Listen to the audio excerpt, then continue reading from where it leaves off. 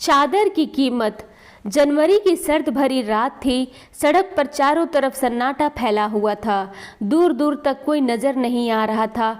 बीच बीच में सिर्फ कुत्तों के भौंकने की आवाज़ आती थी, जो कि सड़क के सन्नाटे को बीच बीच में चीर रही थी। लेकिन सड़क के किनारे बनी झोपड़ी में वह बूढ़ी माँ अपने बच्चे के साथ किसी तरह उस ठंड से बचने की कोशिश कर रही थी।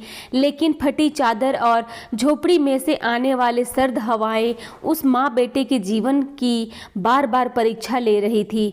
वे दोनों जितना ठंड से बचने की कोशिश कर रहे थे, ठंड उतनी ही बढ़ती जा रही थी, जिसके कारण उस बूढ़ी माँ से उसका बेटा बोलता, माँ क्या हम हमेशा ऐसे ही ठंड से कांपते रहेंगे? क्या हम लोगों के पास अपना पक्का घर और ओढ़ने के लिए कभी चादर नहीं होगा क्या? जिससे यह सब बातें सुनकर उस बूढ़ी माँ का मन ही मन कलेजा कांप जाता है। लेकिन कभी जीवन से हिम्मत न हारने वाली वह बूढ़ी माँ अपने बेटे को सांत्वना देती कि बेटा, जब तुम बड़े हो जाओगे तो वो सब हमारे पास होगा जो तुम पाना चाहते हो। बस तुम अपने पैरों पर खड़ा हो जाओ और फिर तुम इतना कमाना कि चादर की कीमत तुम्हारी कमाई से कम लगे, जिससे आसानी से तुम अपने लिए चादर खरीद सकते हो। अपनी माँ से यह बातें सुनकर उस बेटे का हिम्मत जोश से भर जाता है और फिर मन ही मन सोचता है कि ज़रूर एक दिन वह बड़ा आदमी बनेगा, जिससे वो अपने और अपनी माँ के लिए चादर खरीदेगा, जिससे फिर कभी ठंड से अपनी माँ को और खुद को परेशान नहीं होना पड़ेगा। और इसी सपने को पूरा करने के लिए उस बूढ़ी माँ का बेटा अपने माँ के साथ दिन भर मेहनत मजदूरी करता और मन ही मन सोचता कि एक दिन ज़रूर उसका सपना पूरा होगा। अपने बेटे के ठंड से परेशान होने की वजह से वह बूढ़ी माँ जहाँ काम करती थी, अगले दिन उस सेठ से जाकर बोली कि मुझे एक चादर खरीदने के लिए कुछ पैसे या कोई चादर दे दे। गरीब बूढ़ी माँ की बातें सुनकर सेठ का हृदय पिघल गया और उसने एक चादर दे दिया। तो वह बूढ़ी माँ अपने सेठ से चादर की कीमत पूछने लगी। तो सेठ बोला, जो तुम्हें ठीक लगे और जब तुम्हारे पास पैसा हो तब चादर की कीमत दे देना। यह बातें सुनकर वह बूढ़ी औरत मन ही मन अपने सेठ को आशीर्वाद दे रही थी और उसे ये भी चिंता रहती थी कि वह उस चादर की कीमत कैसे चुकाएगी।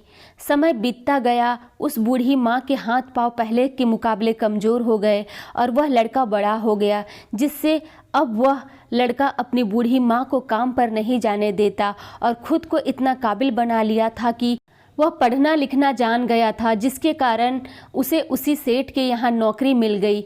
वह लड़का अपनी माँ की तरह बहुत ही मेहनती था, जिससे उसका सेठ भी उस लड़के के काम से प्रभावित होकर उसकी पहली तनख्वाह पर उसके तनख्वाह के साथ उसके लिए एक चादर भेंट करनी चाहिए।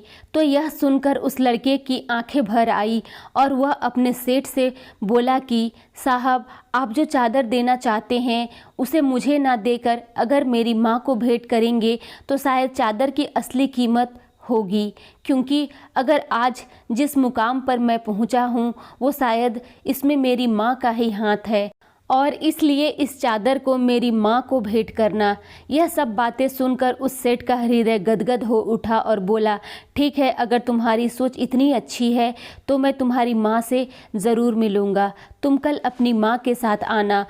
और फिर जब अगले दिन वह बूढ़ी औरत अपने बेटे के साथ उस सेठ के पास गई तो तुरंत उसने अपने सेठ को पहचान लिया और सेठ द्वारा दिए गए पहले चादर की कीमत देने की बात याद आ गई। और फिर जब सेठ उस बूढ़ी औरत को चादर देने लगा तो उसके आंख से आंसू छलक आए और वह बोली कि मैं अभी पहले दी हुई चादर की कीमत आपको नहीं दे पाई हूँ, अब भला इस चादर की कीमत कैसे चुकाऊंगी। तो यह बातें सुनकर उस बूढ़ी औरत को तुरंत पहचान गया और कहा कि मेरे दिए हुए पहले चादर की कीमत तो मुझे तुम्हारे होनहार बेटे के रूप में मिल गया है, जो कि शायद चादर की कीमत से कहीं ज़्यादा है।